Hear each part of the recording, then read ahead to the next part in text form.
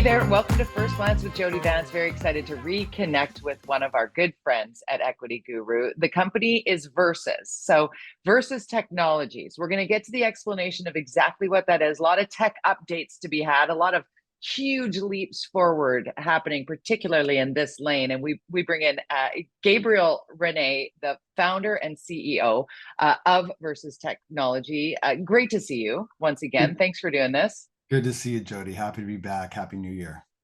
Now, I find you in LA for this particular conversation, and we were just pre-taping here, having a conversation about the weather impacts in Los Angeles. So just if somebody's watching this in the moment, know that, you know, we're time stamping this as of the 11th of January, 2023. And there's a lot going on in California. So I just wanted to acknowledge that. So I'm glad you're safe and sound and there and staying dry. Thank you. Headquarters in Vancouver for VERS's Technologies. Let's talk about what has happened, or give a little Cole's notes on the company for those who maybe didn't see our last conversation back in June. Sure. Well, VERS's is a cognitive computing company. Basically, we're a next generation AI company, and we're focused on providing artificial intelligence solutions on our platform, which is called COSM.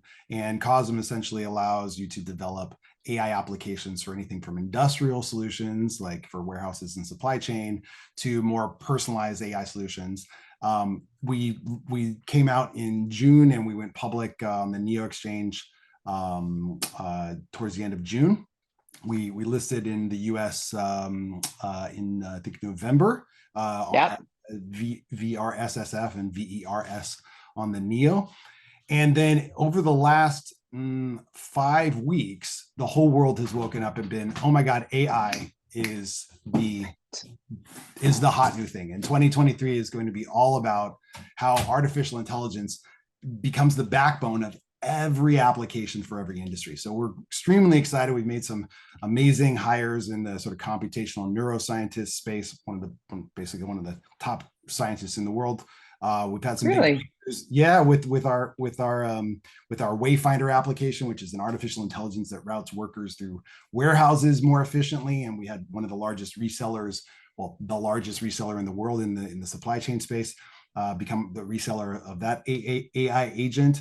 And then all of a sudden, the whole world sort of lined up. You know, the zeitgeist has been captured here, and 2023 is going to be the year for AI. And we're kind of the only pure play AI company in the microcap space. So this is how the public can ride this next wave after the smartphone age, you know, into the sort of intelligence age here. I think we're really well positioned for that. So tons to talk about, and happy to be back. You know, Gabriel, I remember the first time you and I chatted, and I honestly thought the top of my head was popping off, because where you took me as to how the growth would expand, like the big bang really of AI that was going to be coming down the pipe. And here we are, as you said, very much, the world is very much waking up to just how expansive and impactful artificial intelligence will be moving forward. It's going to be such a game changer. This is akin to, and I believe you might have used this analogy, where we went from having to stand next to the wire on the phone to talk with somebody. Look at me, old lady, using my fingers out. If you're just listening to this on a podcast, I'm doing the old school phone as opposed to holding the smartphone, which now lives in our hello. But so just put in layman's terms what we've seen in how the lessons are coming forward on AI. Like, what are the keys to this that put it in the simplest of terms for people who have no real concept of what AI might bring to the table? Well, I guess the first place to start is that the AI field has been around since the 50s. And, you know, there was a brilliant scientist named Alan Turing, who, you know, helped us basically win World War II, sort of crack the code that the Nazis were using a computer the size of a room. And then Alan Turing had this idea that he put out: can machines think? And really, that's the birth of the artificial intelligence research age. And we've gone through several generations, booms and busts, if you will, what they call, you know, AI springs and summers and winters, where there's been a lot of promise around AI, and it's done some amazing things and then kind of hit a ceiling, and that was it. What happened in the last 10 years is that the amount of compute power that you could put in, the chip speed and the network speeds and the massive sort of computing systems that Google and Apple and Facebook and these others were able to deploy on these algorithms, allow them to then take big data, lots and lots of data, and train these AIs on these massive systems, and in kind of an industrial process, if you will, and then get these intelligent seeming agents out of it. And we've crossed this point where, we've all had Siri or Alexa for X number of years here, and Siri's, Apple's a multi-trillion-dollar, company, and Siri can't answer a follow-up question, right? Right. Yeah. Yet Chat GPT, which came out here just about 5 or 6 weeks ago, you can have a 3-hour conversation with it. And so we've broken through. It's almost like that phase shifts from water to ice, right? Like at 33 degrees, nothing's different. At 32, everything changes. And so suddenly the ability to have intelligent software built into any application, hyper-personalized healthcare recommendations, a fitness advisor on your phone, someone that's giving you financial advice and essentially directing and building your portfolio and even doing the purchasing for you. All the automated decision-making and execution is now within reach and wildly scalable. And so that's why you're seeing just yesterday, the rumor that Microsoft is going to put $10+ billion into OpenAI, the organization that launched ChatGPT, at a $30+ billion valuation. Now, these guys made $35 million last year, so that's roughly 1,000x. Wow. Okay, so taking us back to, I think we got to make sure the nuts and bolts here. VERS on the Canadian Securities Exchange is versus technologies, because when investing, it seems to me that we might be at that moment where AI investment, if you've got a little nugget saved, return on investment might be a great possibility. This is my layperson's terms of like, yes. If I'm looking to where am I going in my footprint when it comes to investment. So VERS on the Canadian Securities Exchange is versus technologies. Gabriel Rene is our guest, our CEO and founder of this company. And I want you to go specific now into what your company is doing, because you're talking about these others. It sounds like the competition is real, and yet at the same time, it's almost locked arms moving forward because it's going to be needed in so many lanes. Yeah. So this is a little bit like what we saw in 2007, right? So Steve Jobs comes out and presents the iPhone, and we all buy it, and there's 10 apps on it, right? Right. 2008, Remember that? 2008, they come out and go, hey, here's the app store, right? And you got 500 apps in there. And today there's like something like 5 million apps across the various app stores. So there is literally, remember, you'll call the phrase, an app for that. There's an app for everything. And in 2007, there were none, right? So there's another phase shift. So that computing revolution, the smartphone revolution, has been about 15 years. And let's look at what happened. What Apple did is they had an ecosystem. They've developed a platform that allowed other parties, third parties, to develop applications. And this is how you get millions of applications from millions of developers. And they made it easy enough to where high school kids were developing apps and are developing apps on smartphones today. That turned into billions of users. And that's turned into trillions of dollars. So the mechanism for building out a platform for third parties to be able to develop smartphone apps was the big winning move of the last revolution. Well, that's what Versus is doing today.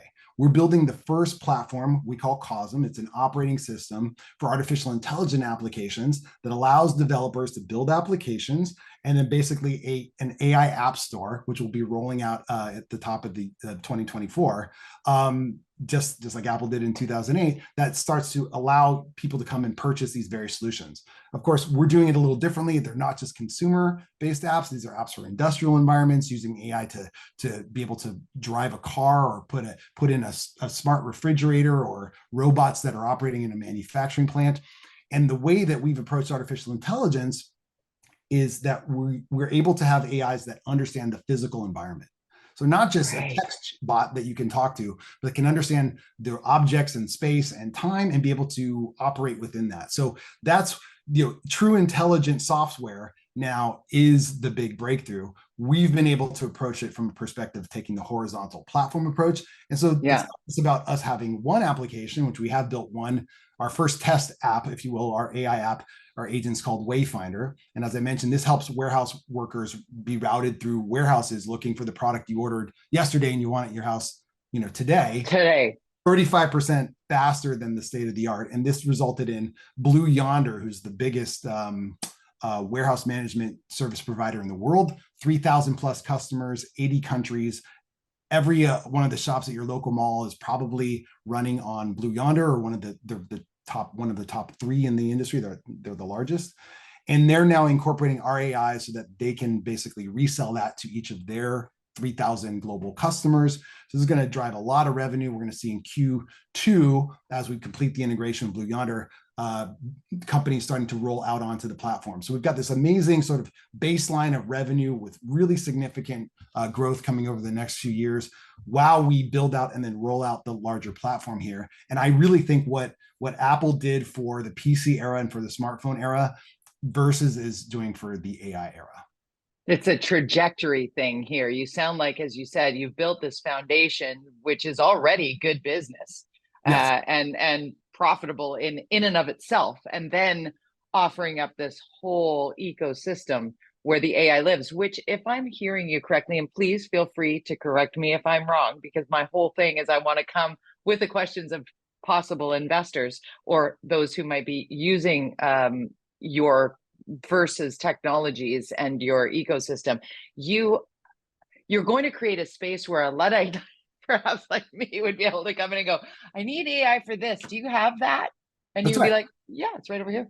And that's exactly what happened in the smartphone age. You're exactly right, Jody. You say, well, I want to figure out how to book a trip for me and the family. And you go online and you download an app that's Travelocity or Expedia or something else.